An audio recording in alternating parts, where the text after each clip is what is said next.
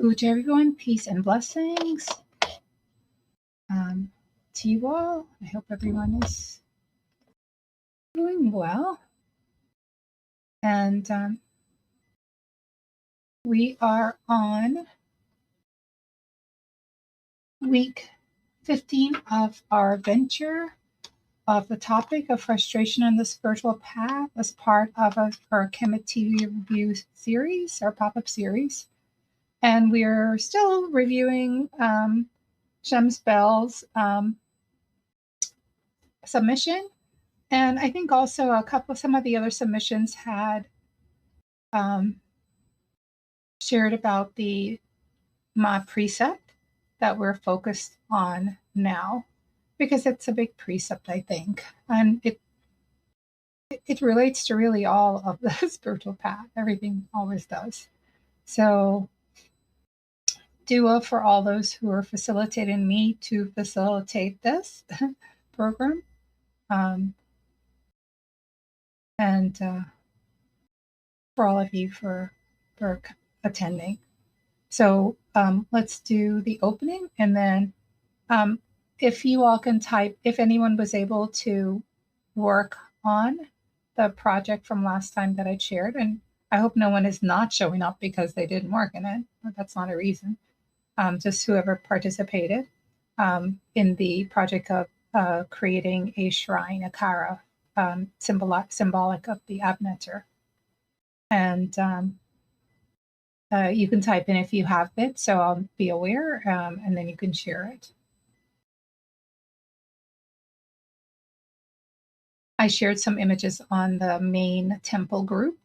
If you're not in the main temple group, I can ask Baspaket to share the link, the signal link to join the main temple group, because sometimes it's a little, as they say in Spanish, demasiado, a little too much to try sharing all the links. We try to do that sometimes just so everybody, gets informed from all the different signal groups. But really, if everyone could sort of be on the one as well and stay attuned, and then the other groups we just share items specific for there, that would be helpful.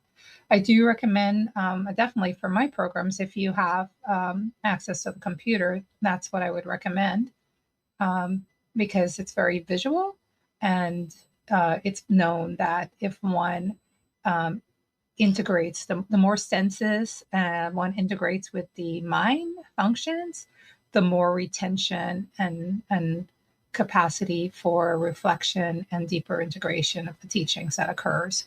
So the more senses you can do. So if you can listen and you can look and you can speak and, all of that, and read, all of that is important. Let's go ahead and start with our opening prayer.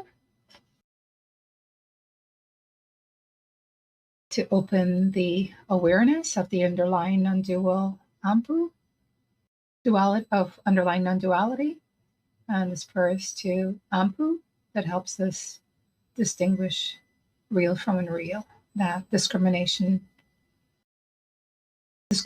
intellect, not discrimination, but discriminative intellect, discerning intellect, and mind. So even as there's a sensory perception of semen duality, this offering, the hetep, refers to non-duality. And the male and female symbolize like opposites, and symbolize duality. Everything in nature bears opposites, seeming opposites, but in reality, the underlying essence is one. And so this prayer to Ampu is about starting to reconstruct that spiritual identity.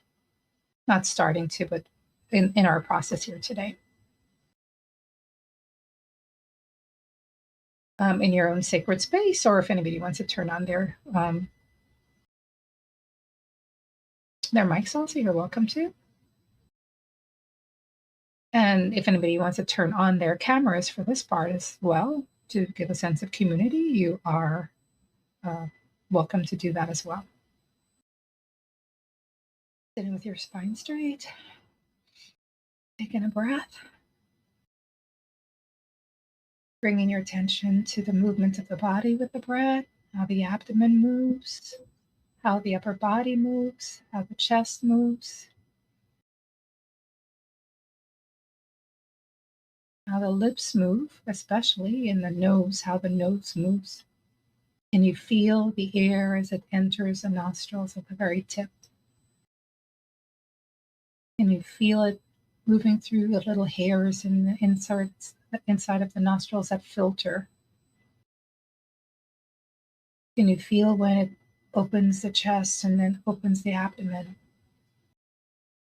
You feel the whole upper body moves with the breath and how the arms even lift up. How are the shoulders? Are the shoulders, as someone likes to share share in a joking way, are you wearing your shoulders? There's earrings, or are your shoulders down? Are they relaxed? Are they loose? What else moves with the breath? You feel like your back actually moves as the shoulders and the upper muscles in the back and also move. You know, when you go to the doctor and they tell you to breathe deeply and they put the stethoscope in the back, they can also hear the lungs through there.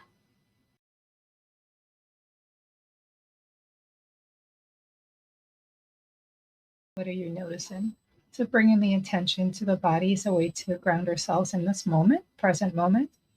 And then through the mind and spiritual connection, we're also connecting to our awareness of our ever present spiritual nature.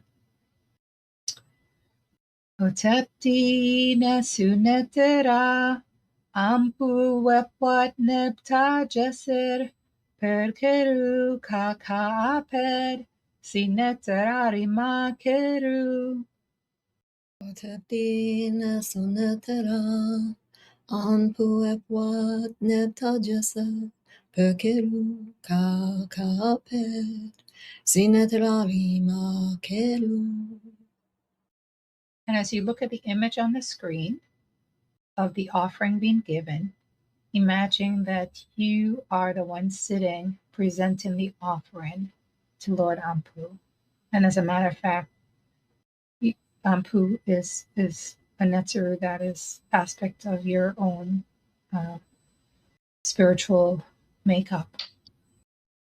So you are actually chanting to yourself, awakening and activating this Ampu nature within oneself.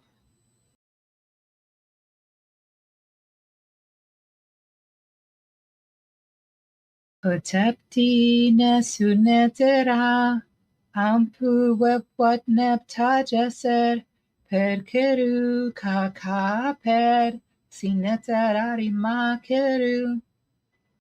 Otepti nesunetera ampu wepwat nepta jesir perkeru kakaaped sineterari makeru. That's a dua.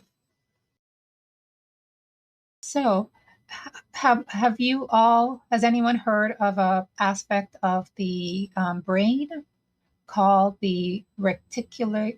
I think reticular activating system, RAS. Somebody can Google it for me because I don't have my phone to Google quickly. The reticular activating system.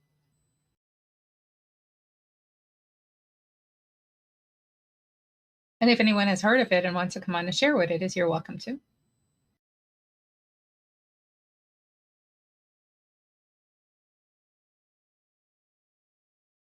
Seba, I just Googled it. Do you want me to share it or you just want me to read it? You can go ahead and share, read. Share it?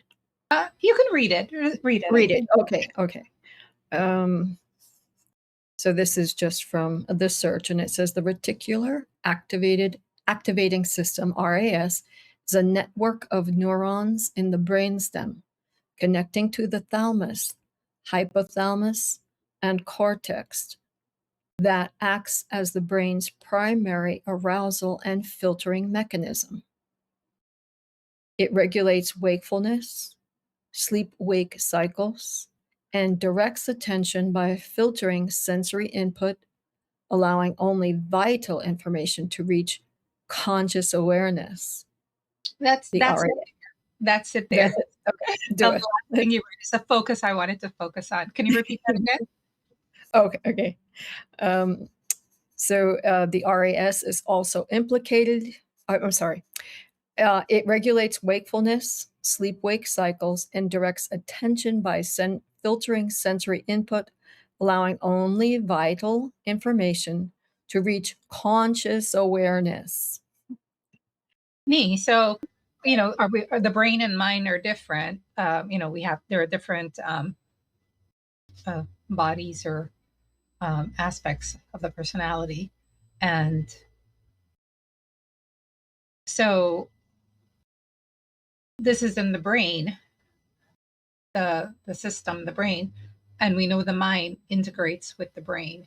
And one of the ways it does that is through the Satvik Bara, or the energy centers, the seven souls of Ra, the seven chakras, as they would say in the Eastern system.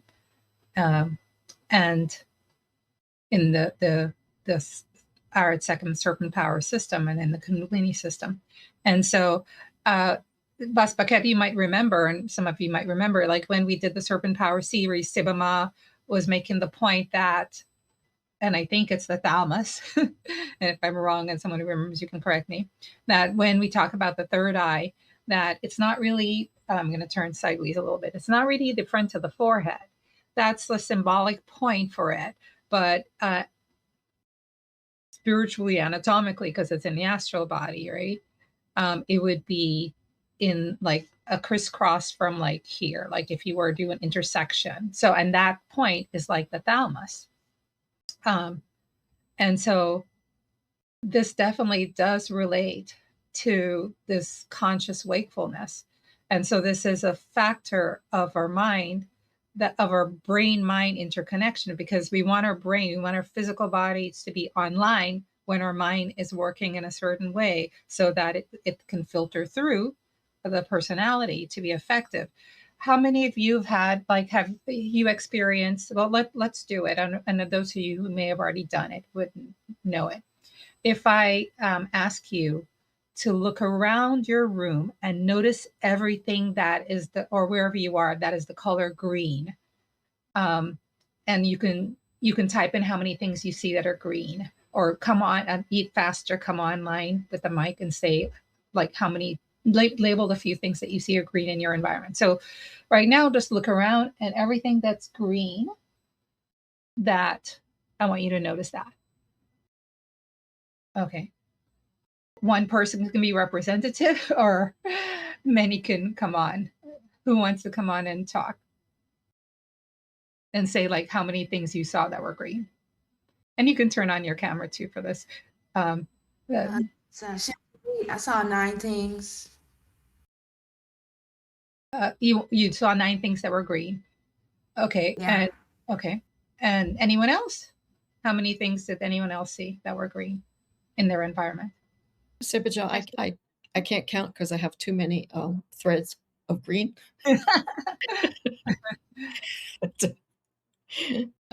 You can do more than more than 12. okay. And so let me ask you also then, how many things can you tell me that you saw that were white? Like without looking, just off the top of your mind, can you tell me how many things you saw were white? And if you can't tell, you can say, I can't tell you how many things I saw was white. I can't tell. There's so many white things in this room. I can't count them all right now.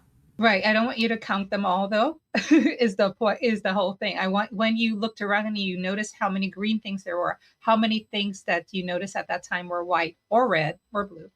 Like if you gave me a number, right? Or you gave yourselves a number, like you noticed, like, right? And you could actually count and see like how many things. So I'm asking you, did your mind, not you, but your mind on your reticular activating syndrome, can you give me a number for how many red things or white things you saw? And I'm hoping the answer is no. I was only looking for green. Right, exactly, because that was the assignment. And so can you give a number of white things that you saw or red things in the exercise? No. No.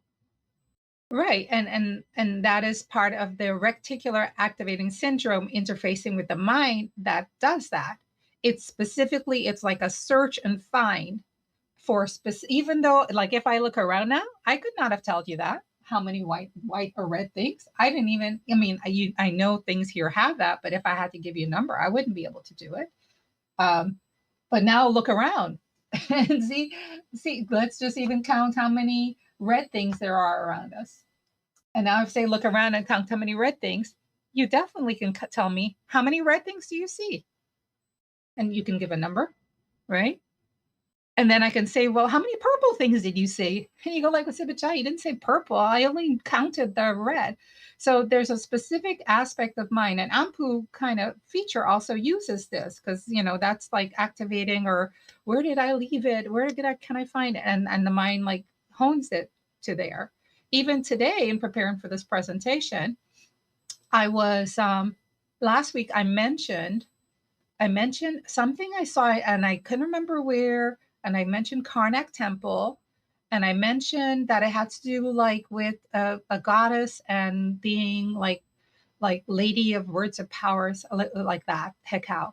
And it was just fragmented in my mind. And I honestly didn't know where it was today. And I was opening up some PowerPoints because I was looking for something else.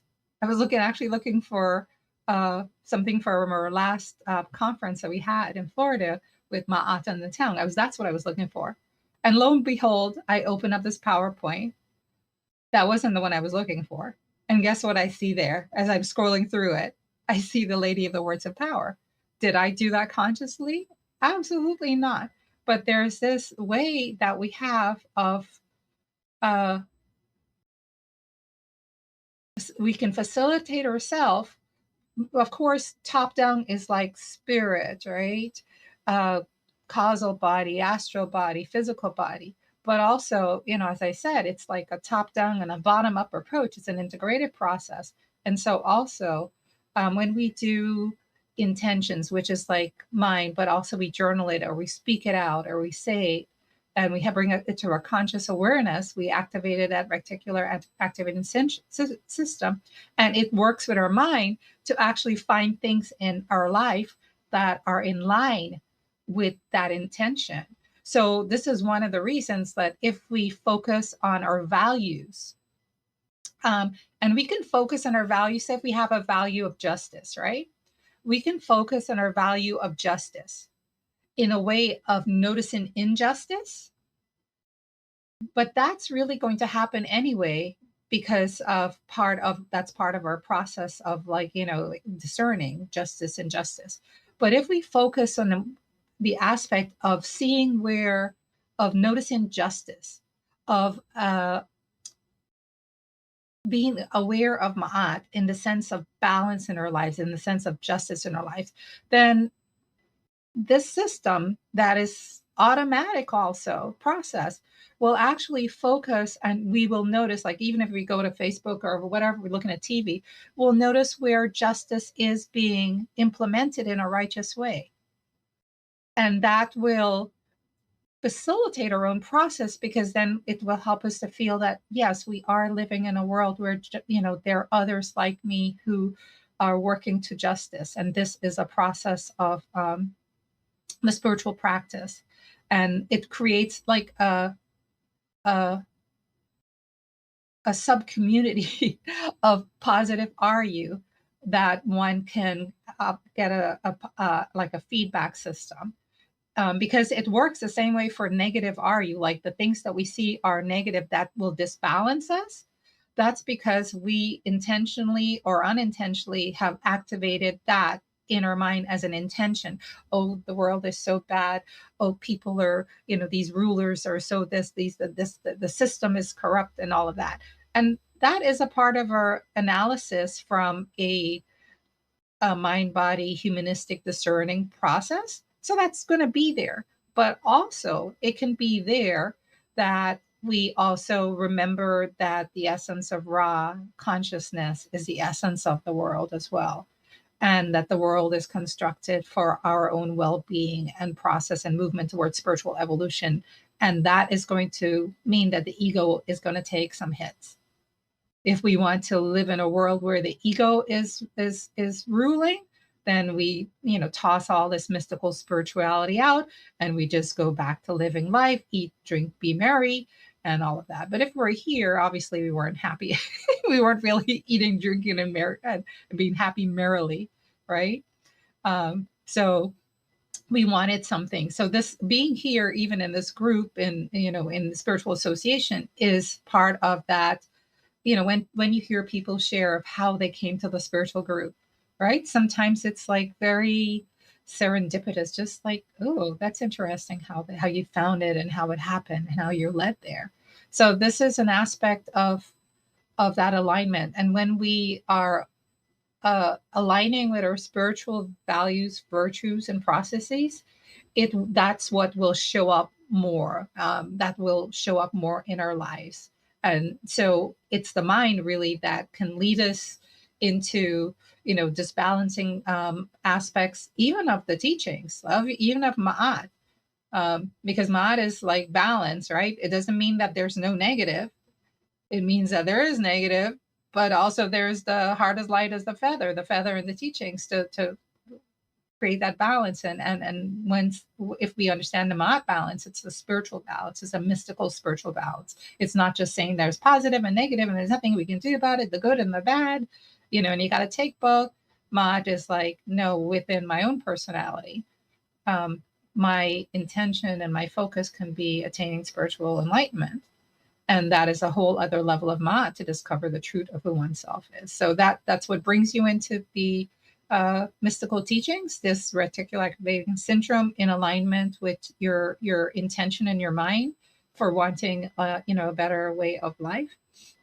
And then also that little exercise was just to show you how important it is to have the mind, the intention of what you want to align with, for your spiritual process, even in a daily way. Like, what is your intention? Because that is what the mind is going to seek and find for you, and use the body for that. It's like, oh, there's those people doing that, terrible, corrupt things over there. Yeah, that's happening. But it's like the news. That's what the news focus on. But then there's these people doing this really wonderful, non-corrupt, spiritually elevating things over there, and we can focus on that also, as well, equally. And as an enlightened sage, they're both there, and they both have their own purpose. But I'm just talking about as a spiritual aspirant, we can use this intention, focus of the mind, and which aligns with this reticular activating system to align with our spiritual process. So that's what I wanted to say. Anybody had any thoughts on that before we move on? I just love when when it, how the body is like created in this way to be in alignment with, the mind, and the mind is created to be in alignment with Ma'at and spirit. And when those things align, it just works harmoniously. So this is why sages also, can be aware of, uh, that their intention, that the all that is spirit, it can work through the body in a positive way, and they read the scriptures and they can pull these aspects of the mystical teachings out of the scriptures that they read, or apply them to things that are going on in the world, time and space. Their mind finds them. I know when we did the class at FIU, Seba, at one point we did we did billboards. Right? I think they still have billboards these days. I don't think those have been deactivated yet. And so Seba, we did a whole series on billboards, where Seba just took pictures of billboards to see how the message in the billboards were just like subconsciously, like just, being conditioning our minds, billboards, like especially there were ones with using um, yoga symbols or yoga messages to promote, like, I think there was one for a vodka, the vodka bottle, they turned the vodka upside down and then they use like a headstand posture or something, things like that to promote it. Like,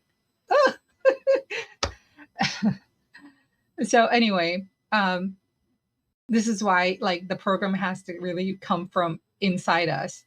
And even if we see that poster, we would go like, shake my head. It's like, my goodness, but not necessarily become annoyed or upset by it in a frustrated way, not become frustrated by it. Frustrated by it is recognizing, the blaspheming, I guess, of, spiritual, spiritual mechanisms. But, you can see the humor in it. And know, like, and leave it alone, become detached from it. So anyway, just wanted to share that. Let's hope I can get to the slide that my reticular activating system facilitated with the mind process.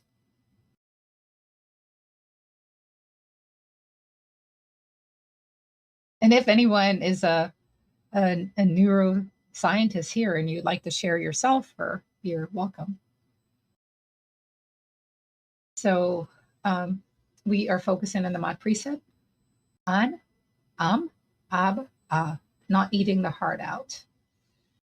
An, ab, I have not eaten my heart with anguish, dejection, jealousy, self-recrimination, remorse, or envy. And even though it's talking about a lot of heavy emotions, I mean, egoism, ignorance, those are also heavy, right? If they weren't heavy, like aspirants would be instantaneously having enlightenment, right?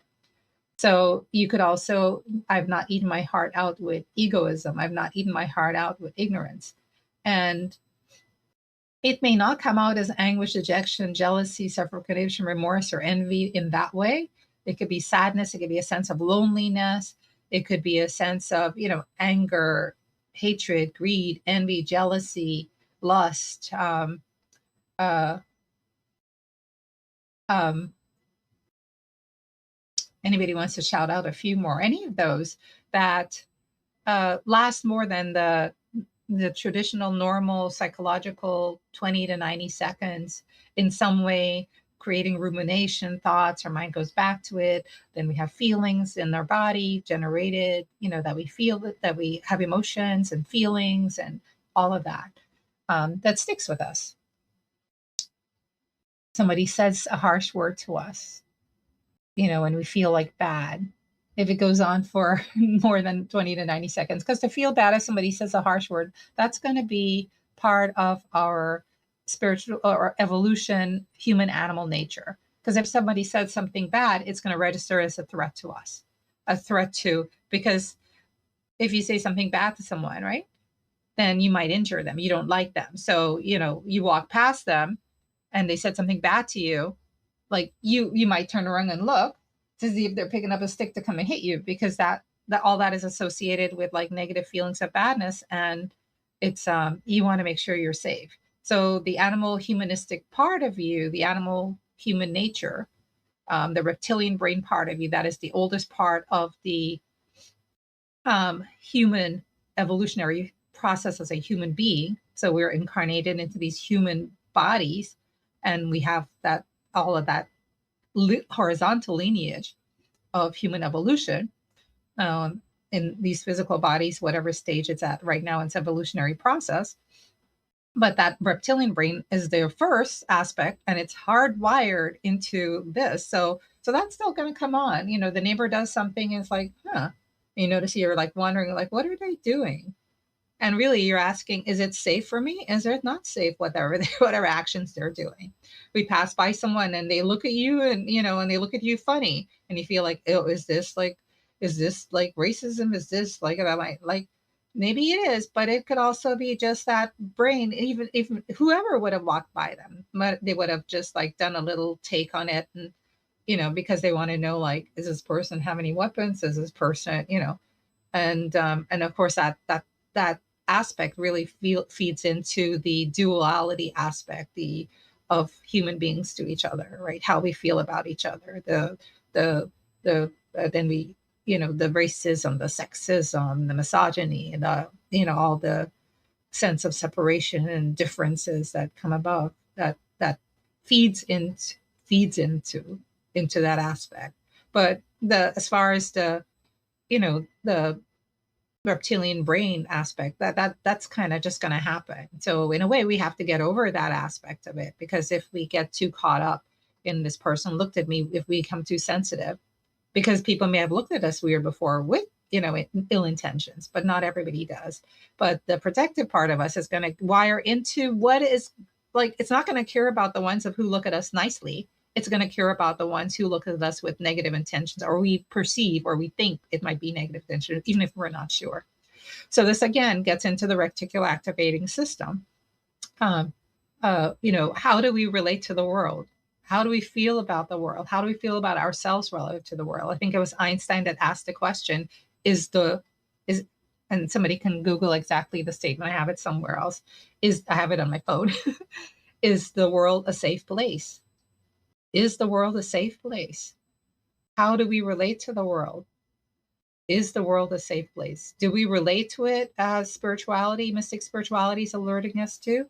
That it is the essence of Ra, it's consciousness, it's Ra stuff, and Ma'at is there also as part of the mechanism and makeup. And she handles the unrighteousness, that, persons engaging, and, she takes care of that. And there's a system set up for that already. And, you know, how do we feel about the world? So our spirituality has to express in this feeling way and this thinking way of how we think about life and how we think about the world. And we'll get into that with Sage Amenemopet a little bit today. But really, the Sage Amenemopet teachings, the book by Seba, really is part of that process to realizing the mystic illusoriness of the world, and the way we've been conditioned to think about it, and people in the world, and how that really affects how we relate to ourselves and the world. And we can become an enemy of our own, of life itself, and or of the world, and the disbalance in Ma'at is really severe for that.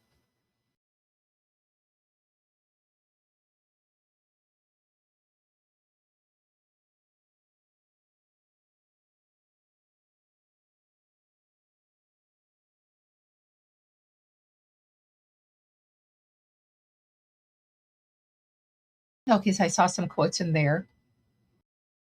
And I think there's one where he just poses the question, right? Where he just poses the question, like, is it a safe space? Um, is it, or somebody did. Again, I don't have my phone. And so I guess Esper Hannah shares that he went on to share that the world is a dangerous place, not because of those who do evil, but because of those who look on and do nothing. I'm not going to comment on that necessarily, because, you know, uh, in terms of the yoga spirituality, coming up through our animal nature, into our human nature, into our uh, spiritual nature, everybody has been those uh, disconnected from spirit type of personalities that allows, egoism and mental dullness and mental agitation that is corruptive, and expresses, vices more than virtues, and that we call evil. So it's really ignorance and egoism that in terms we would refer to as evil. So just to share that. So the world is a dangerous place, not because of those who do ignorance and evil, but because those who look upon it and do nothing. Right. The more ignorance and egoism there is, the less virtues there are, and the more vices there are, and that's what we call evil. And those who, I guess those who don't do anything, I guess that's what I look, who doesn't look on and don't do anything. I mean, could we say that we are looking on and not doing anything, right? Sages kind of look on and not do anything. So even that has to be taken in a context when we bring it into our spiritual arena, because sages are not doing nothing. They are engaged in the highest truth there is. Whereas those who are maybe even picketing or protesting, they are engaged in a relative truth, right? They want to make life in the time and space and protect justice. And that is good. That is good. That's like right action in a certain context. But in a certain context of mind, in a certain context of the agitated state of mind, that's better than them sitting on the couch, like he's saying, and doing nothing, like Einstein is saying. If you're just going to sit in the couch and just like be dull and I don't care, the world can go to pot, say just don't do that. But that's like the dull mind. Well, like what is so evil, let it take care of itself, let it blow itself up. That's like the dull mind. And when the mind is in that egoistic tendency, it really, heavy are you think um,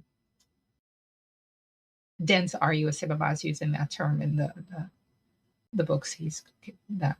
And then, but when it's in an agitated state, like first thing, if you're sitting in the sofa doing nothing, eating your bonbons and your potato chips, you got to get your butt up and moving. So whereas agitation for somebody who is more moving towards the lucid state of mind, the calm state of mind, agitation to them is bad. So we have to be careful in the teachings when, like, to teach, you must know the student and the student symbolism. So if somebody's in depression, sad, they need to get up.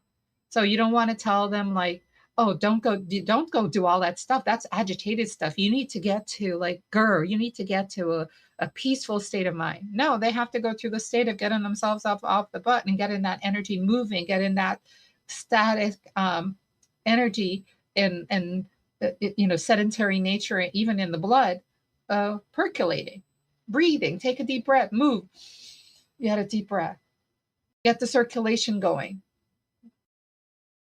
so you don't stroke out or something. So getting movement, getting something that really stirs your heart and feelings and motivates you and moves you. It's like, yeah, that's not righteous. I'm going to go protest that. That's good.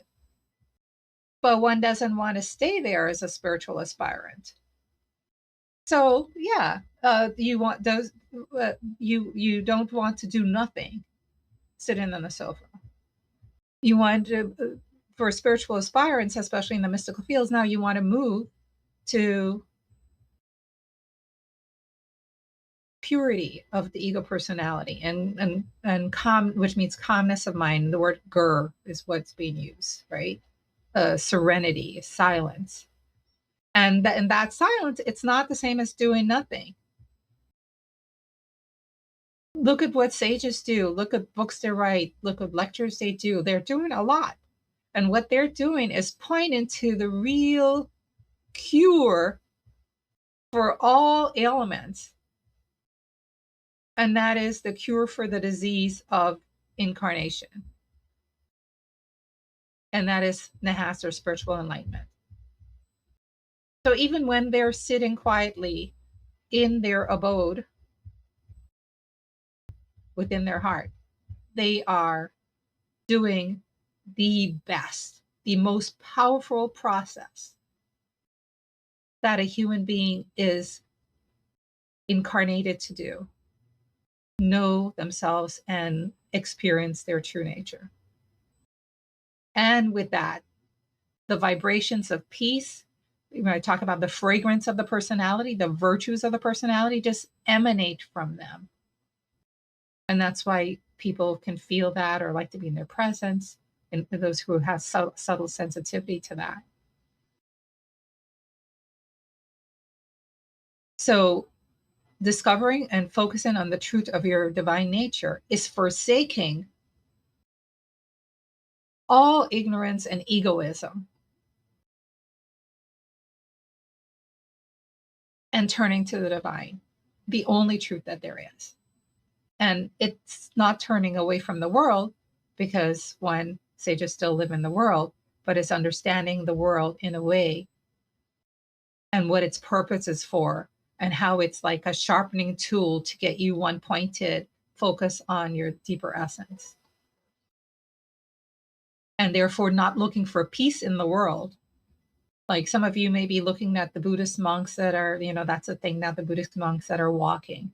And if you hear when they talk, what do they say about peace? Because everybody's like, because a lot of people are engaged in that, because like there's a lot of turmoil going on in United States of America political process right now. And a lot of people don't feel safe. They don't feel at peace. But they're not saying like, oh, we are marching to DC to so we can get them to do this and we can get them to do that and create peace in the United States of America. Like, no, they're saying find peace in yourself, work for peace in yourself. Because that's the only place peace will ever show up. True Hetep, non-dual peace. Because the world is not, and in a few enlightened sages that are out there, and a few advancing aspirants that are out there.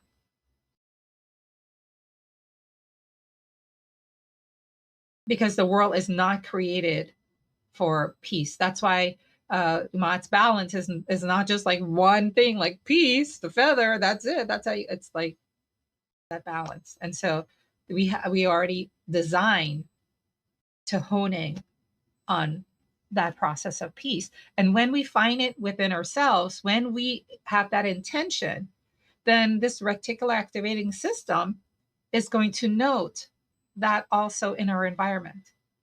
It's going to note all of that, because as much bad news and horrible news there's also, I don't know the proportion, but there are wonderful stories of peace and compassion and caring that you never get shown.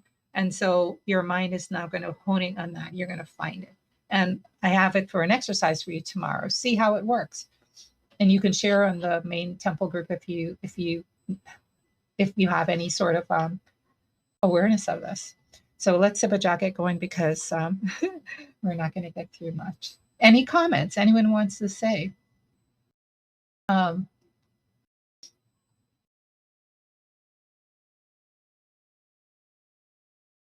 Any other comments? Yeah, I was thinking not contributing to evil is doing something. Yeah, okay, very good. Yeah, exactly. Good thought, Aspirant Hannah.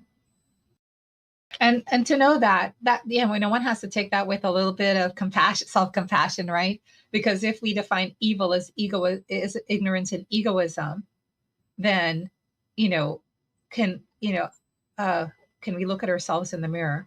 Okay, I'm going to relate back to Christian teaching here.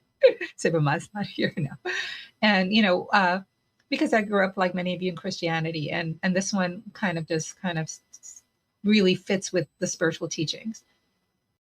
It's reported that the personality of Jesus the Christ, right? The enlightened Christ means like, Christian, like enlightened. This personality, this Gnostic Christian personality of Jesus the Christ, reportedly said, "Let he who is without sin cast the first stone."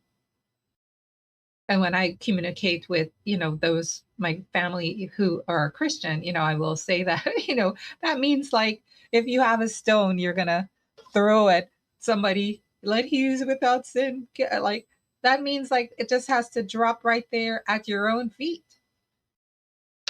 Because who in this world is without, except the enlightened sages, who in this world is without egoism and ignorance?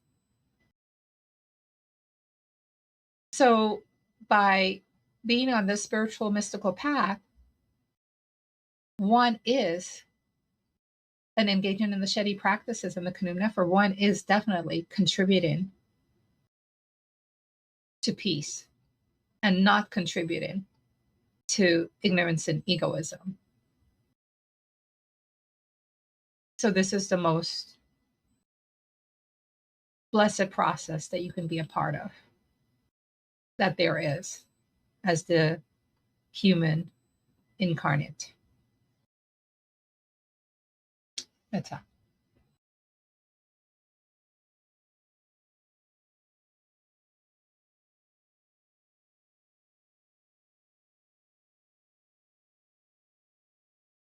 And to address the issue of the world not being safe,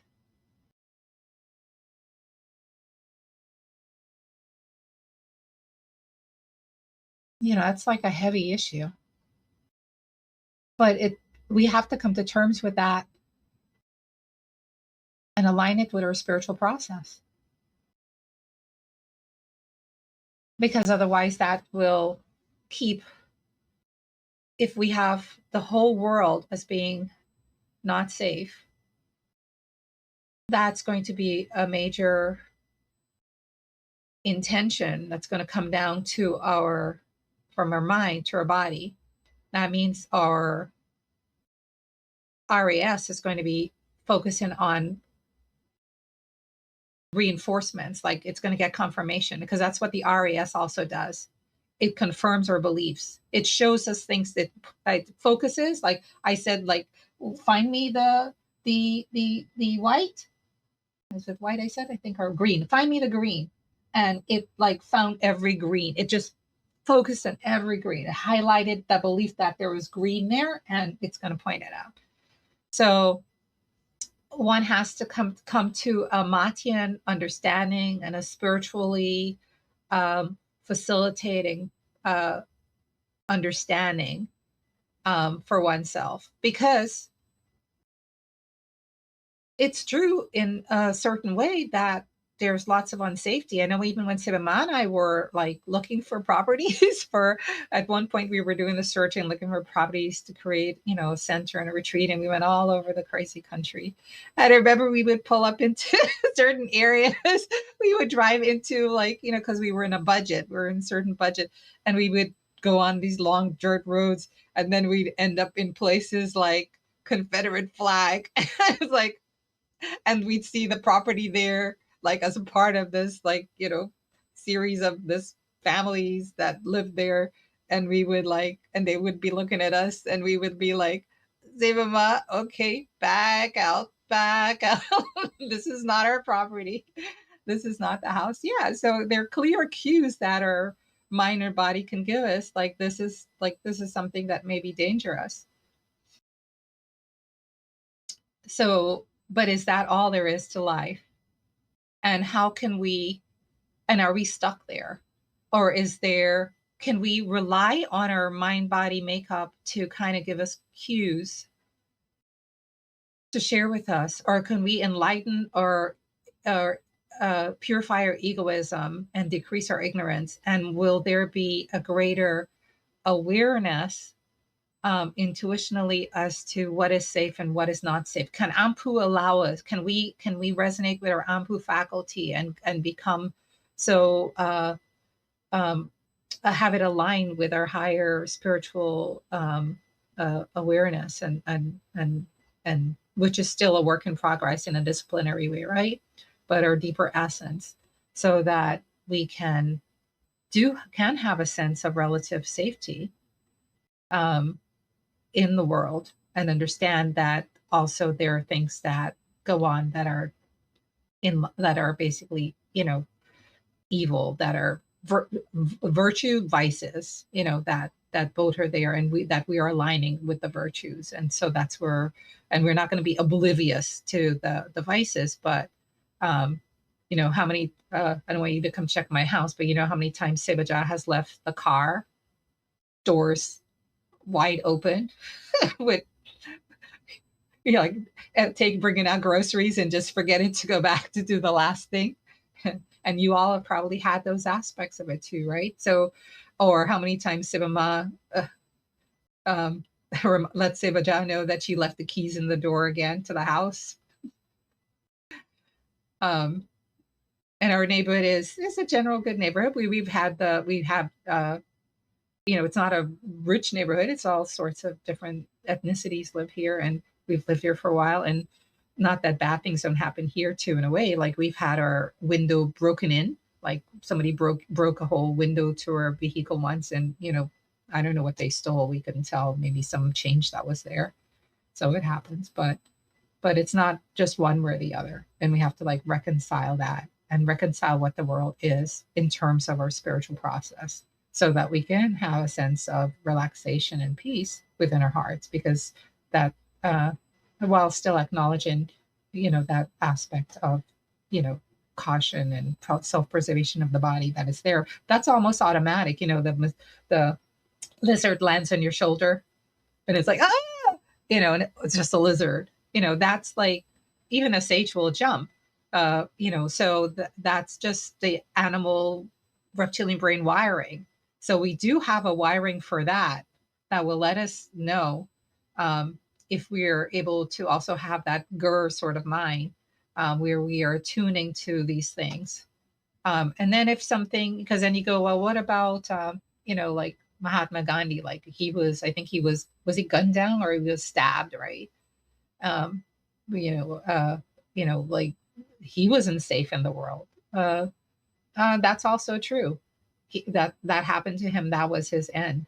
And yet, in in terms of our mystical teachings, in terms of our mystical spiritual teachings, that was, in a way, if we believe our mystical spiritual teachings, that was in line with his spiritual evolutionary process. Don't know how, or we may not know how or why, very mysterious, that's what would happen. But in some way, shape, or form, that was in alignment with his spiritual evolutionary process. And the soul was not killed. So if he was already attuned to his soul level of awareness, if he was in alignment with that, then even as his physical body died, he did not die. And maybe that was the message his soul wanted to share. Maybe that was the teaching his soul wanted to share, is that, there was another Indian sage who had cancer and he didn't want to get treatment. And, his disciples were like, come on, get treatment. That's what happened. He's like, it's like, my body is like one leaf on the tree of, of life, one leaf. Like your body's okay, your body's okay, your body's okay. This is just one body that's going to perish here. But I'm not perishing. He stayed true to his spiritual nature the whole time, even though the body was feeling pain and suffering, no doubt. But he kept, his teaching was that the essential I am not the physical body. So no matter what happens to the physical body, the essential I'm not dying. And that is one of our teachings. So that is something we also have to reconcile with. reconcile with. Okay, Sibaja, get on to any comments you're welcome to share while Sibaja finds. Oh, I know what page he's on today. Do you like those teachings, or they're too harsh or too hard? What do you think about all of that going on with the world of time and space, Aspirant Hannah? I'm picking at you because you shared, but you don't have to answer. I'm just sharing. This was not my planned program for today, obviously.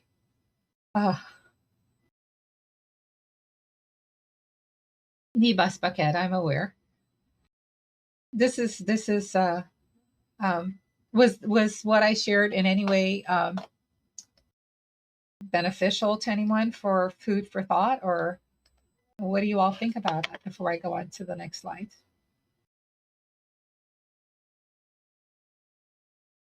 Does it resonate with your own process and your own thoughts? And Uja, this is Aspirant Hannah. Thank you so much for sharing, because sometimes I see what's going on around the world and I feel like I have to do something, and I get, sometimes I feel like I'm not doing anything, but I came to realize that, like I just posted, not contributing to the evil that's going on in the world is doing something, and being at peace is doing something. So that's what gives me peace. So I really appreciate you bringing this up. Dua, for coming on and sharing. Dua. Anyone else? I just want to share also that I appreciate you bringing about the RAS system and how it directs your attention, but also how we can direct that attention inward.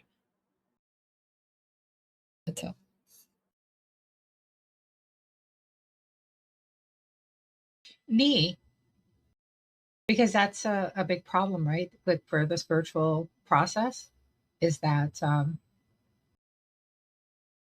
the attention, gets drawn outward. But we could also use it. I don't know if this is what you mean by spaquette, and you can elaborate more. But we can use it to also reinforce our values instead of being pulled out of ourselves or out of our values. And because one of our values is not only to notice, ignorance and egoism, maybe, but to stay within our own uh, awareness of our divine essence. Anything else to add, Basbeka? Me, Sebaja, that was it. Is turning toward the divine, as you have shared many times about the Abnetter, and I think hopefully we'll get to sharing the images. I think you've shared those before of the Abnetter and how turning toward that within your own self, creating that image instead of always listening to whatever is going on in the world. And not that we shouldn't be aware of what's going on with the world, but just, you know, bringing peace to yourself through uh, turning your attention toward the divine. It's a That's up. And I think that's what those monks walking, are also triggering in the community.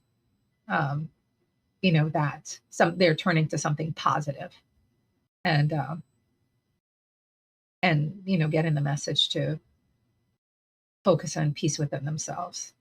So in that way, we can resonate with that if we focus on that. Even we can resonate individually with that and feel we are a part of this, like, really peaceful process that is going to have an effect. So the best effect. And so even though it seems that I digressed, I don't think I digressed because it's this Matian precept. That's what I was trying to really, that's what I've, all the talk. So we're still on topic.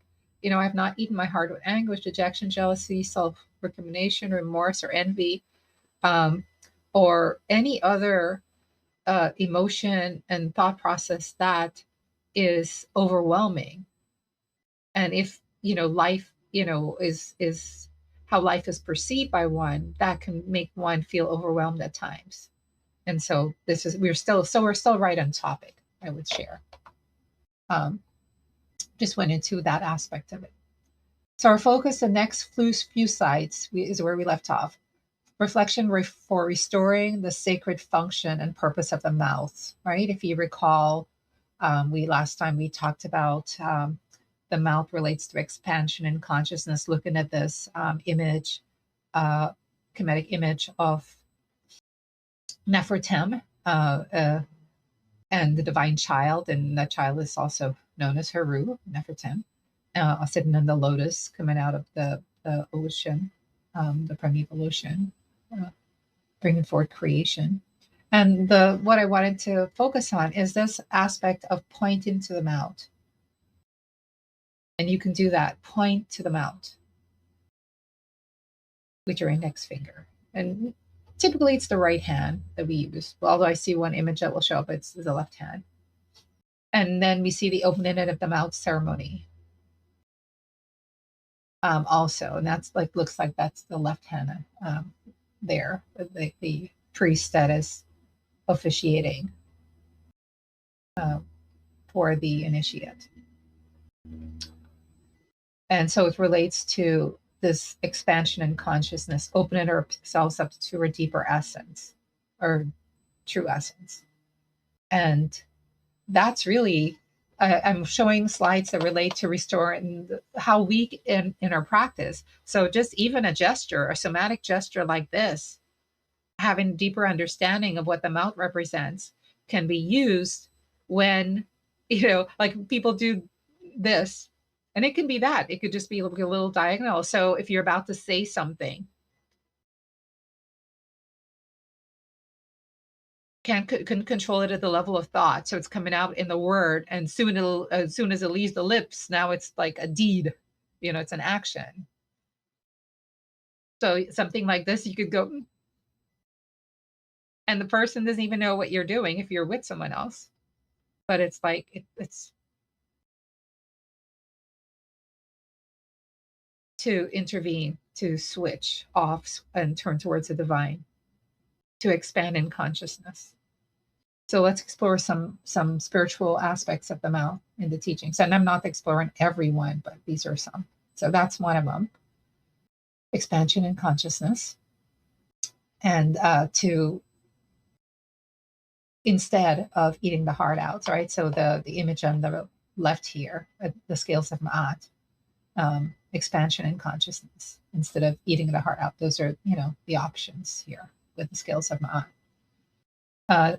Nefertim posture. Let me bring this in front of me so I'm not looking over to the side. I won't be able to see comments, so if there's anything, you can let me know. Nefertim posture also relates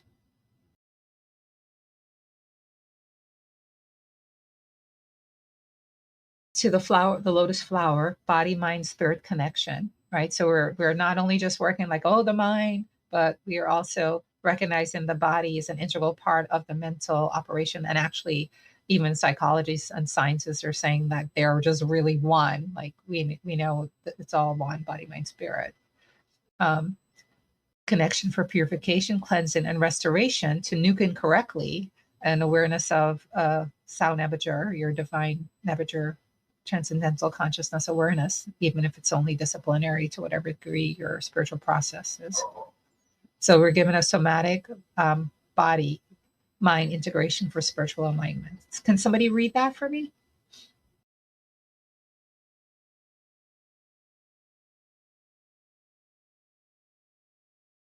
So I'm going to go until 12:45. So if someone can let me know, like a half an hour. Seba, I'll do that. I can. Oh, if someone else would okay. like to read it constantly, you're welcome. Go ahead. The lotus flower has deep mystical symbolism in both ancient Egypt and India. It relates to the spiritual aspirant who develops detachment and dispassion from the world since it sits in the muddy water, but is not touched or affected by the mud. It is ever pure and detached. This is how life is to be lived. Detachment from the illusory pleasures of the world allows the mind to be calm and concentrated for spiritual study and meditation. These in turn lead the spiritual aspirant to discover the infinite realms of the inner self. Atep. So even just doing that posture with the awareness of expansion and consciousness and the understanding of the lotus flower symbol, that is detachment, that is dispassion. So that will start. So if one practices posture with understanding, and then when a situation is unfolding, it will open up all of that reservoir that one has input into the unconscious mind. So these practices are to be done not when one is in that struggle, ideally, because it won't come there. You have to like input it and seed it in the unconscious. And so this is the Shetty disciplines when there's no trouble, so that it will be there automatically, just like your hekau can come out automatically when there's trouble. Any comments, anyone, before I go to the next slide? And these are from various books and presentations by Seba on the Jeff Netru system of the postures based on the ancient Egyptian yoga movements of the gods and the goddesses.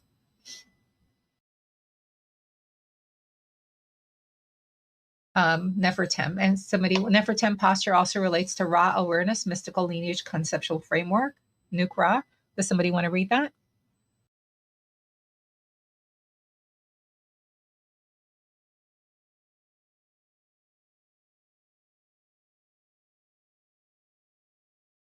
Yeah, I'll read. Do it. Okay. I am Tim and rising. I'm the only one. I came into being with new. I am Ra who rose in the beginning.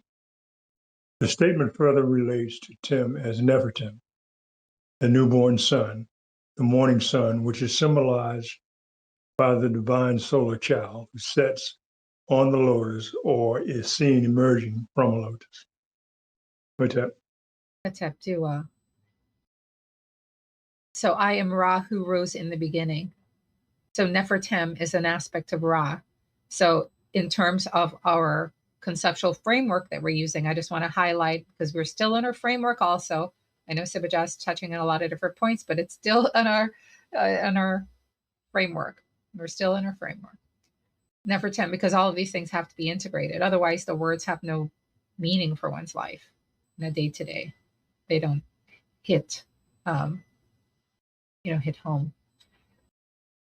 So Nefertem is an aspect of Ra. So this is an aspect of a Ra awareness. So again, if we understand Nefertem as it relates to Ra, just doing, and the lotus, just doing this when we are, if you don't want to do the mouth because maybe your finger, you don't know where it is, you can do that, or you can just not even touch.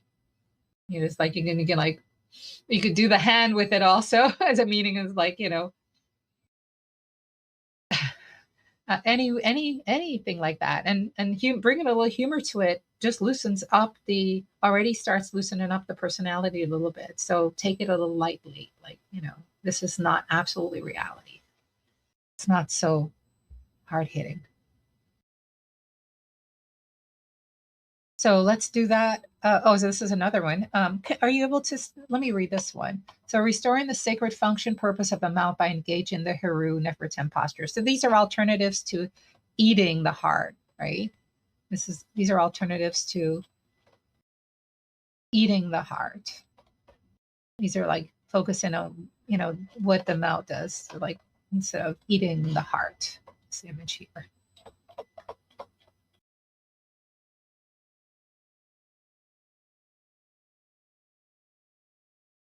In the ancient Egyptian pyramid text, there is a very important passage which provides insight into the role of Nefertem and the entire teaching behind the Trinity of Memphite theology. I become Nefertem, the lotus bloom which is at the nostrils of Ra. I will come forth from the horizon every day, and the gods and the goddesses will be cleansed at the sight of me. Seba put that quote there. Kepra Ra Nefertem. So let's practice posture. However you are, sitting or standing or sitting in a lotus, whatever's comfortable for you. Just bring in awareness to your breath and movement of the abdomen and chest with the deep rhythmic movement. And then just simply, and you can keep your eyes open, that's fine. We'll bring the right hand, point the index finger. And the index finger is a funny thing too. In some traditions, it's like, some sages say it's like related to, egoism, because it's like, you did that to me. You are the one. It's like, you point with that to somebody, you. And that's what's like, we are using it here, right? To stop that process of that egoism and to recognize that this is a process of bringing forth our divine creation, our allowing divine creation to flow through us. And what do we express? We want to be that vehicle or that dynamic expression of the divine in time and space, of Ra in time and space. And so that's our capacity. Because when we speak forth words of sadness, of loneliness, and all of that, in a way, we are expressing our consciousness, our level of consciousness, our contracted level of consciousness. And now we want to express the expanded level of consciousness, so the flow. So point to the mount and with all of these awarenesses in, and nuke correctly. Nuke Nefertem.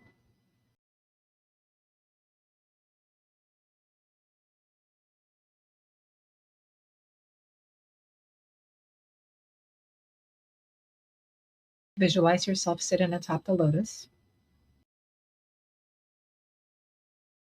as Heru Nefertem.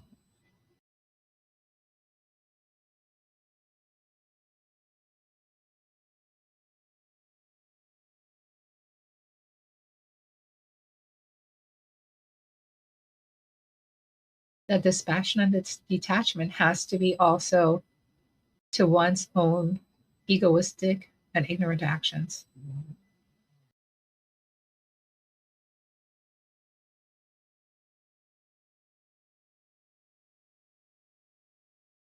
Because we know in the next scene from the segment of the Ascern Resurrection that we're looking at, the next scene, her becomes so upset as that he chops off her head.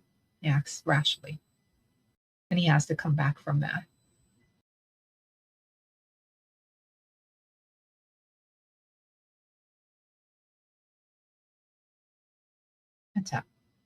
And so this is rousing yourself to combat. So that spouting out, that eating the heart out, that's going to come out, that's going to engage the mouth, that eating process is not going to. And I'm using the mouth, but eating the heart out, it's not necessarily only things that come out the mouth. It's because if you're crying, you may not say anything. If you're sad or dejected, or you're depressed, it's internalized, but it's still that eating the heart out. So this is rouse yourself to the combat. And so that will, the faster, the better you, as your emotions start to calm down, then you get to the point where even before, by the time your mouth, if it goes there, or the thought comes out and your awareness, like, oh, this is like it, that transformation process becomes automatic and takes hold, and you start nuking correctly, evoking the positive are you. The next 3 slides are the ones that I shared with the Reticular Activating System in alignment with the AMPU faculty located for me today that I was sharing about. Another aspect of the mouth and not eating the heart out.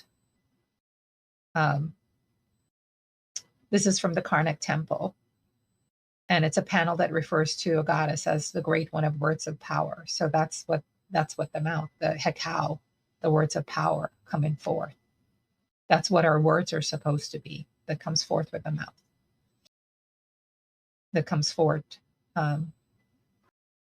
So it was done as part of the Virtual Mystic Kemet Trip course too, for those who remember that. And this is a scene, the image from the Karnak Temple. And I can't remember, I know exactly where it is, but I don't remember. Like if you're walking into the temple, it's on the left, whether that's west, like my directions, I'd have to go through and figure out which wall, like north, south, east, or west at the moment. I think it's there. And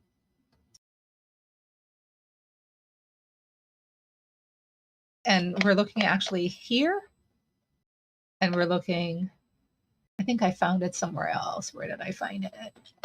We're looking here and here. These words, these hieroglyphic words here. And the close-up of it here, it says this, Medu J N Ort Pekau. Word spoken by the great one of the words of power. And the image, we don't know if it's Sekhmet because panels are missing, but we see it's a leonine form, like Sekhmet looking image. So either her or an aspect of her. And these words that she's speaking related to this panel, they're being said to be words of power. She's the great one of words of power. Seba, that image reminds me of the image in Kamumbo, the Temple of Kamumbo, where a set is shown as Sekhmet. Ni. Right. So the Sekhmet image can relate to different aspects. Ni. And there's one specifically somewhere. So I guess I'm setting out this little system, this search and find. There's one where I think it's a set. It's in the teachings. It might be in the Perta Maru text. I didn't get a chance to do a search through them, where it relates that she's the lady of Hekau. So other things. So that we can also, what we speak, it's supposed to be powerful words that come from spirit as well. That's why sages, again, that's what they speak a lot. And So I want to relate it back to our frameworks, right? Everybody gets that this is still part of our Nukin correctly, identify our deeper essence, a spirit. When we do speak these words of power, Hekau, all our Hekau, whatever tutelary divinity it is, doesn't matter. They all relate to that deeper Nebuchadnezzar that they come forth from. Sekau and Sekemen, remembering and not forgetting. It's all part of remembering our deeper essence, and it's all part of our disciplinary awareness of Nebuchadnezzar frameworks, right? Everyone, we're still in those frameworks. And Ma'at is an aspect of Ra consciousness, right? We are aware of that, right? She's in the bark with Ra. See the images on the screen here, the left one and the right. Ma'at, and it's a Seba mystic AI art again with Ra and Ma'at on the bark. And that's the whole creation story I'm not going to go into. But anyone wants to share or type it, you can. But so Ma'at is an aspect of Ra consciousness or mystic lineage, right? Ra is, I'm showing our mystic lineage poster here. Ra is an aspect of our mystic lineage, our DNA, our mystic DNA, or divine nuking capacity to identify ourselves with our transcendental spiritual nature that we call Nebuchadnezzar. So if we eat our hearts out metaphorically, our Matian balance with our own Ra essence is off. We forget who we are, we nuke incorrectly, and our Matian balance with creation is also off. We forget all creation is composed of Ra stuff, Ra consciousness. And so I think this is where everything I was sharing at the beginning, my freelance talking, Seaman freelance talking about our relationship with creation, our relationship in the world, that probably came from this slide. That's probably where that thought process came out, and possibly some of the things you all are resonating with.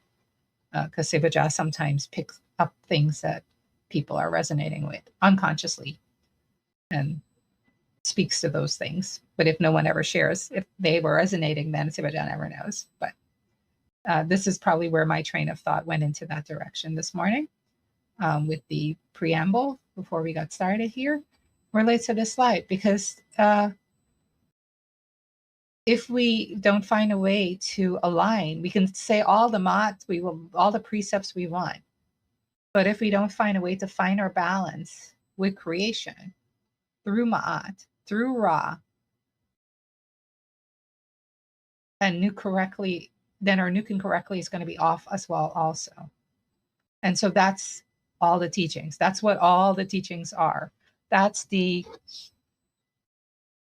Peshent Zehem Tep, the spiritual hammer of unity, non-duality, and pounding and grinding the unity in these big skulls. Metaphorically, I'm not asking anyone to go hit their heads with a hammer, but that pounding, that comes through the Kanum Nefer, the spiritual association, the teachers, the teachings, the books, the various ones are doing different aspects of pounding. But this is what it brings us to. We can't be at odds with creation in its essence, the essence of creation.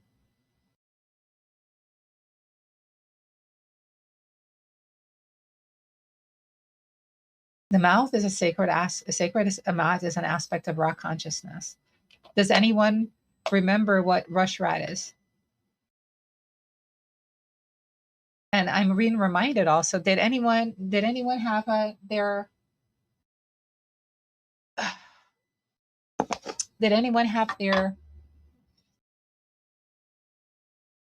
shrine?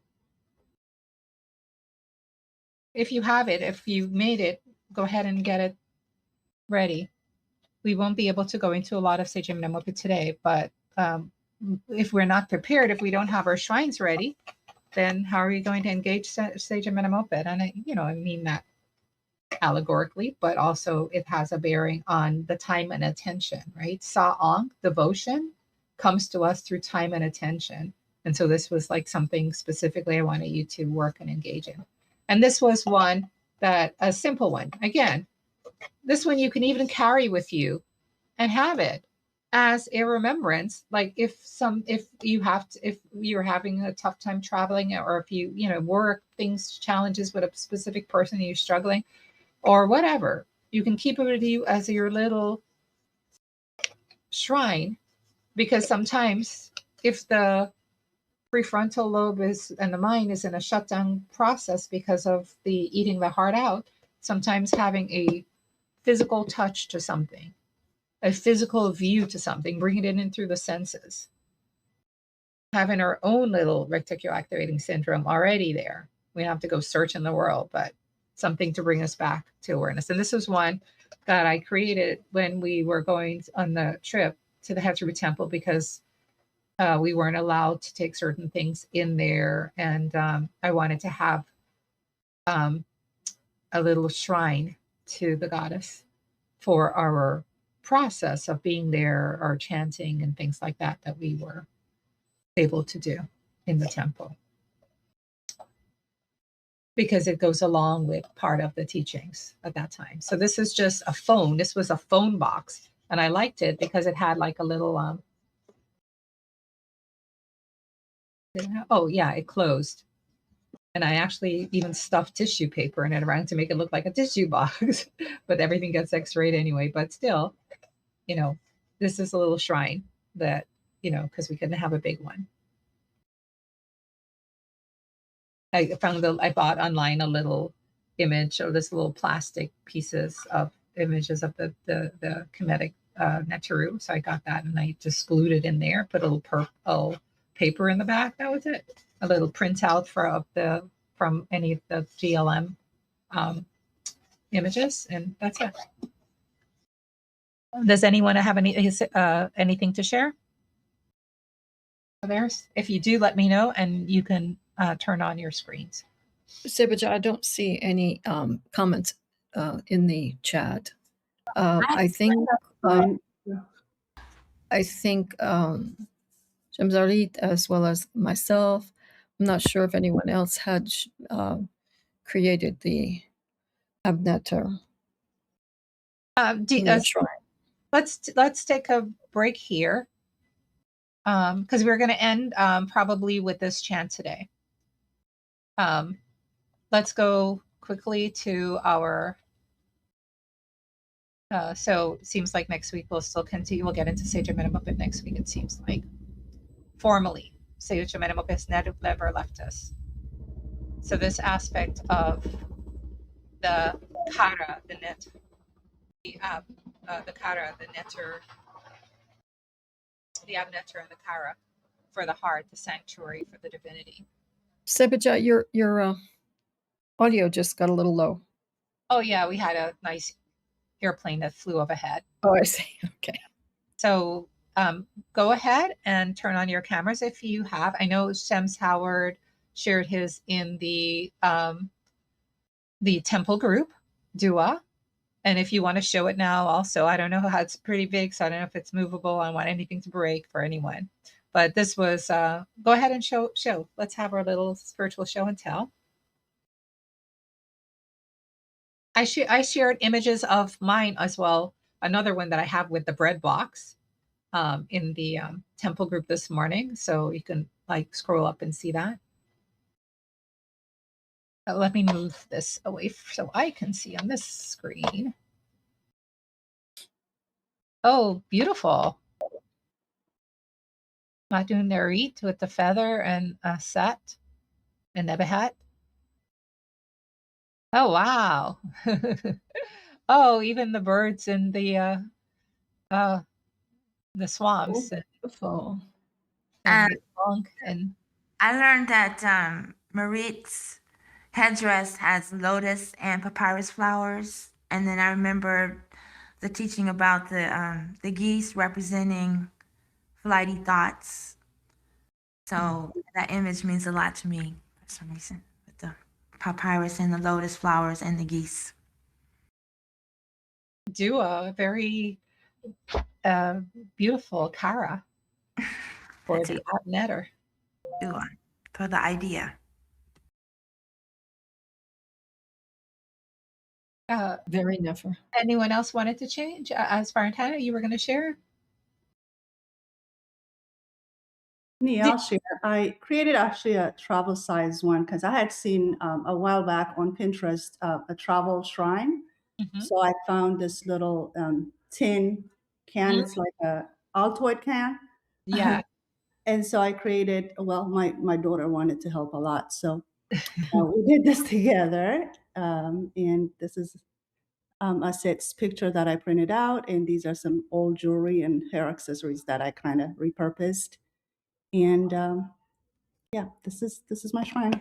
And it's very Absolutely, easy and, to carry around. So that was absolutely it. beautiful. Yeah. Never, never. So Seba, I do have my other one, but that one is not a portable one. So I did, as you had as requested, and made a portable one. Raise And up just a little bit, Baspaket. okay, can you see there? Oh, yes.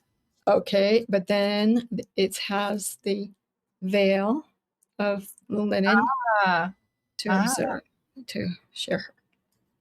ah. Very nice. What Okay. is yours made of wood in the back? In It's it's a small wooden one, but then I covered it with poster board. And beautiful. these are, I did try to make a little latch. Yes. Those are clay, and I tried to make the latch. Latch wasn't going to work. Didn't want to stay on, so that's how it is. It's Beautiful, beautiful. Okay, so we who have created, or maybe that's why today did not go to Sage Moped, because really we're not all prepared for Sage Moped. So we're waiting for y'all.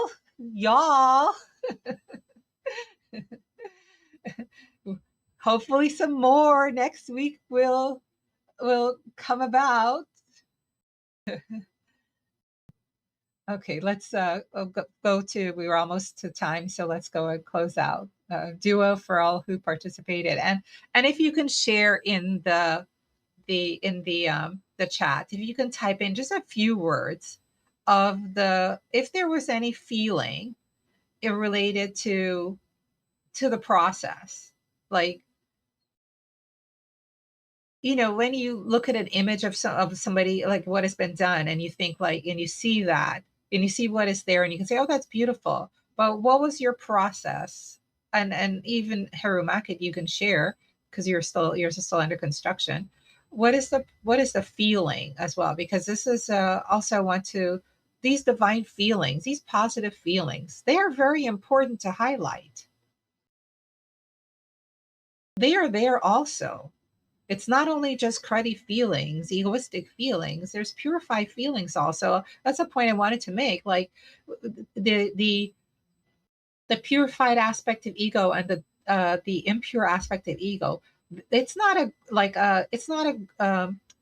a linear fashion that you're moving from impure to pure, and you won't be able to express any pure aspect of ego until you get there. No, these are different, are you, and integrated aspects. So if the mind is in dullness and dull agitation, then the impure aspects of the personality will predominate. But if through the Shetty practices, meditation, reflection, so in the course of the day, mind goes through all of those.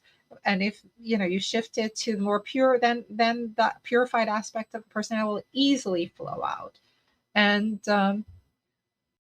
these aspects are also related to just inherent aspects of the mental being. They're like the personality. They're not necessarily corrupted, but they can become corrupted with the nuking incorrectly. So yeah, if you can share any this, like just even one word to say, like a feeling that maybe predominated or is connected to that. You'd say just devotion, just divine love, whatever it is, but it's just a feeling. Just let's blurt it out. Let's get those positive emotions going and inspire those who are slow a working progress. Okay, so going back to try to conclude with the chant, that we're going to do something very, very positive with our mouth to purify all those previous eating away of the hearts that might have occurred in previous lifetimes and earlier in this lifetime. So we're going to purify that process. So back up.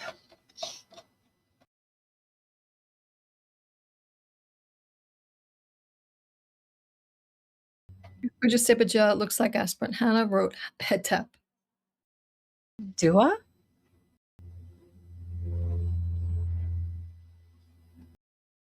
Shamsarit said she's using a container of sand from Kemet. So I appreciate that, Ida, because I still have something from Kemet that we don't say out too loud.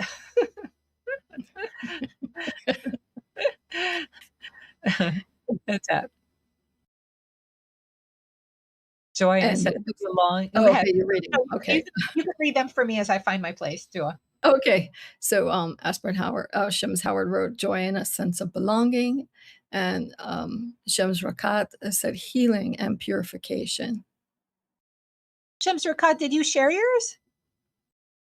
Or are you still working on yours? The work in progress, you're sharing what you're experiencing.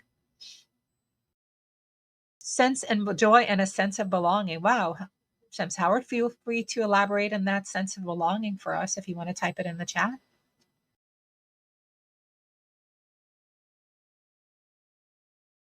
Or if you want to come on and share it verbally, you're welcome to do that as well too.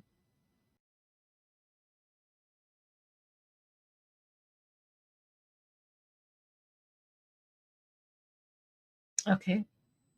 Well, what's giving me, Uja? Uja. Yeah. What's giving me, I think one thing that contributes to the sense of belonging is I'm reading the book, the awakening, the soul spirit awakening, Me? and the piece when it talks about the process from human consciousness to being in raw consciousness, Yes. then that kind of gave me a little insight into dual vision, I believe. And that, I don't know what I was thinking it was at first, but me as a person, as a raw person or personality, I'm looking towards, I have some idea, which actually concerns me because it's still an idea, that I am moving towards or having some, I don't know how to describe it, some inklings or about my um, divine awareness.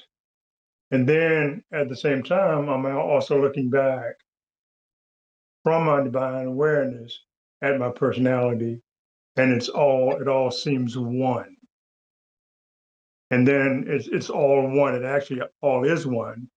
And then at the same time, I feel that I'm having the same connection to some extent with the other aspirants, especially in the morning devotional team.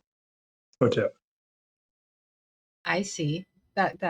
Okay, that sense of belonging. Dua for I'd sharing. like to share. Can I share my Please. my shrine? Please. Okay, let's see. In the meantime, Sebaja. Oh, okay. Go ahead. Okay, here it is. A little higher? And that's a statue of Haru. And then when I was talking about the other thing that gives me a sense of connection, of belonging, is that when you see Nefertim, so Nefertim is the form of Haru, and when you see Nefertim over here, you see Nefertim coming out of. There's the creation and dissolution process where the It begins from beyond the wall to Nefertim, The and temple. then back from Nefertim to the wall. So that gives me an incredible sense of belonging. Okay. Wow. Dua. That Very never the shows temple Howard. of the star. Very beautiful. Very nefer. Wow. Now you're like, you all are making me happy to really like go Seba Jah. Yours is just so simple. You outdid me, and I appreciate that. I love that. I love Seba that. Yes. And there is another comment from Matanua Rita. She says, I enjoyed the creative process as an aspect of devotion, creating a sacred space for mending the heart and cleansing Aryu, expressing balance. And I was going to mirror that, because I was going to say, in that process, I just felt that it was a very devotional process, and making that space for the divine in your heart. Dua. Beautiful. So, okay, let's close this out. So if we can take all those feelings that we are expressing, the recognition of the universal spiritual reality as a basis to act with truth, that is Ma'at.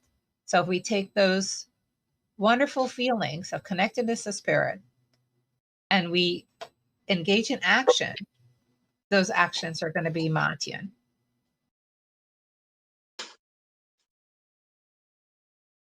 And okay, yeah, so let's close out with this chanting. Restoring the sacred function purpose of the mouth by reflecting on Ma'at on the tongue. This is part of the Glorious Light meditation book that Seba Jah is working on, that Seba's research. And we did it at the last conference. Those of you who were in attendance, the Ma'at on the tongue. And we're not asking you to, paint or glue or put anything with Ma'at in your tongue. It's a metaphor. Unless you can find some organic, non-toxic green food color and you're that artistic. But, and I put the images of the eating of the heart, Seba Jah's art there, and I put the Omati Makaru in the lips and in the heart, in the ab, in the unconscious mind, in the heart. And another image there, mystic art image of AI with Ma'at. She's touching the tongue of the aspirant. And as again, Ma'at relates to Ra, and this relates to our mystical lineage and nuke it correctly. I remember who we are. So we'll chant Om Mati Makaru to close ourselves out. I think somebody's mic may be on, creating a little bit of chatter.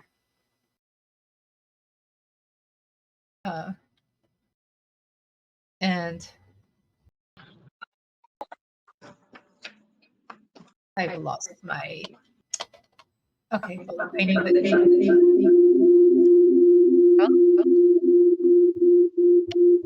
It looks like both Ma'a Ashby were on. Oh, it's that little culprity Sevama. It's a. You're going to do the chant with me then? You're going to be my response? Okay. So connecting with our lotus.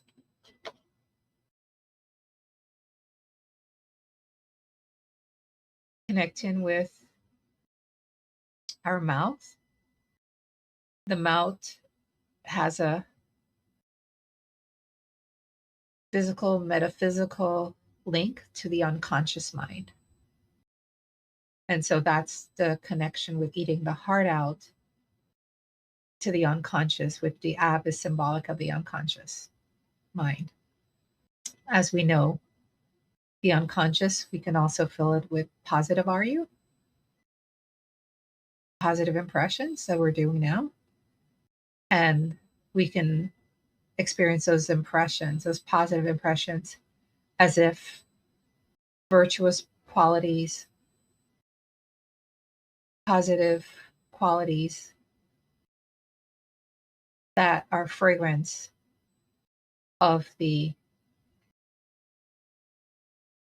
abnetter emanating through the doors, the openings of the kara, the shrine within which is the abnetter.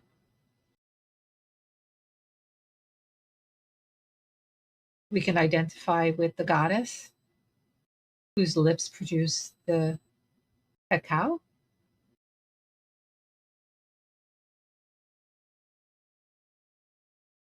We can bring our fingers up and pointing to the lips of the Nefertem posture, the Heru Nefertem.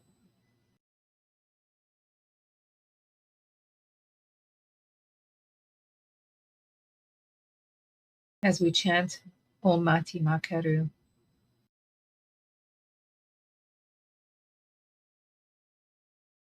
Connecting deep to our abnetter. We can open the shrine and we can enter into the shrine and connect with our abnetter and with the words in a sense of unification. Om Mati Makeru.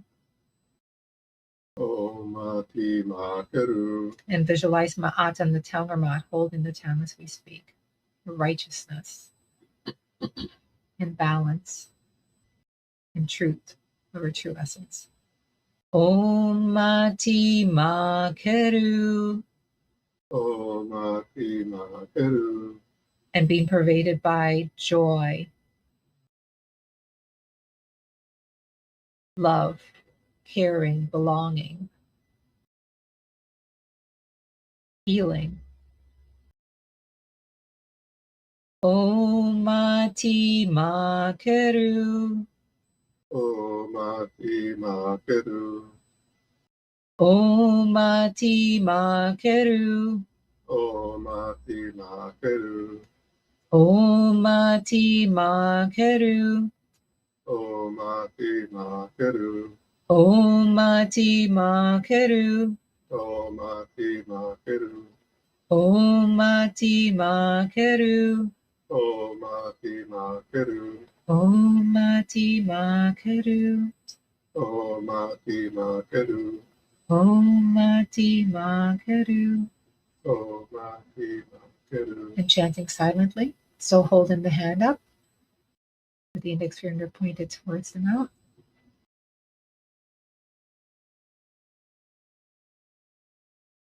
Feeling safe and protected in our kara, in our shrine. Face to face with our abnetter.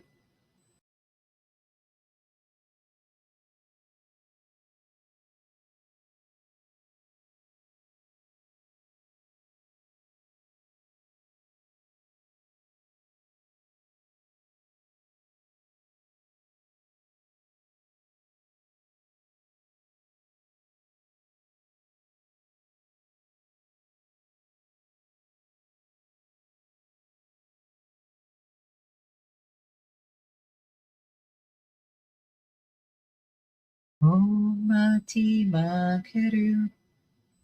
Om Mati Makeru. Om Mati Makeru. Om Mati Makeru. Om Mati Makeru. Om Mati Makeru. Om Mati Makeru. Om Mati Makeru. Om Mati Makeru. Om Mati Makeru. Om Mati Makeru. Om Mati Makeru. Om Hatap, Hatap, Hatap. Om Hatap, Hatap, Hatap. Hatap. Hatap all, peace and blessings to you for joining. And we look forward to seeing the other shrines that are energetically ushering our movement to Sejamanamopa's teachings. and the abnetter and turning towards the divinity as another depth in our teachings of cleansing our system of frustration on the spiritual path. Frustration that lasts more than 20 to 90 seconds, at least. That's out.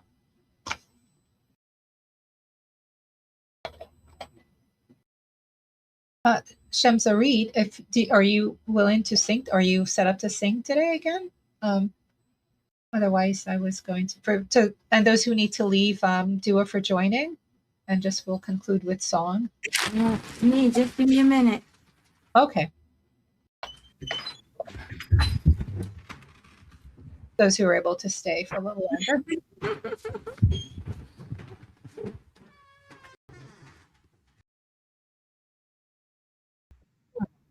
Okay.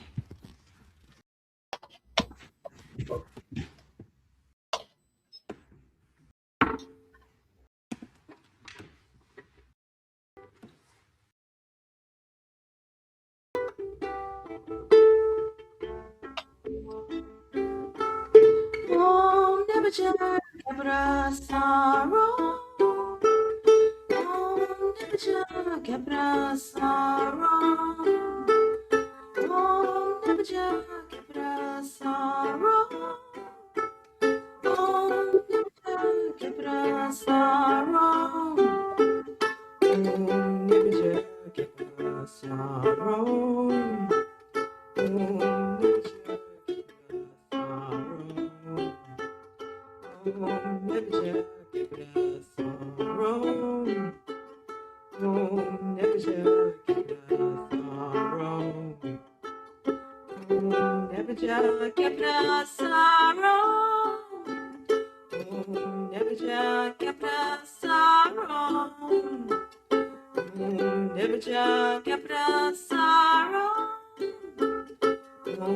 Nibajara Kebra Saro.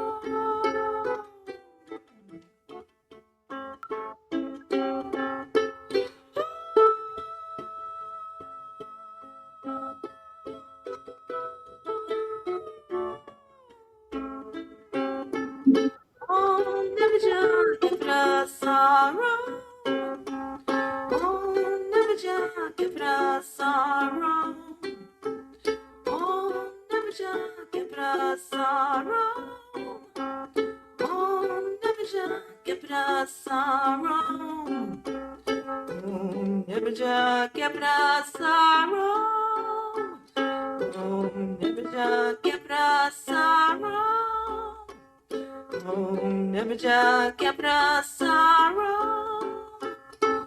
Nebuja Kepra Sorrow.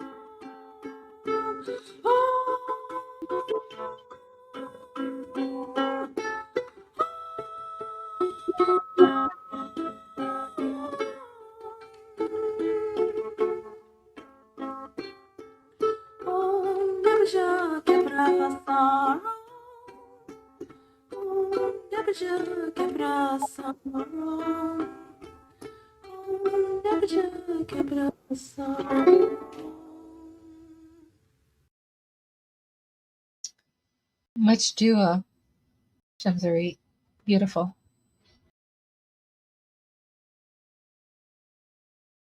Dua, everyone, for joining who's still here. And I guess we'll look at the schedule of Bastak who shared to see, and of course the notices will go out for the next session. Peace and blessings. Oh. Peace and blessings and heads up.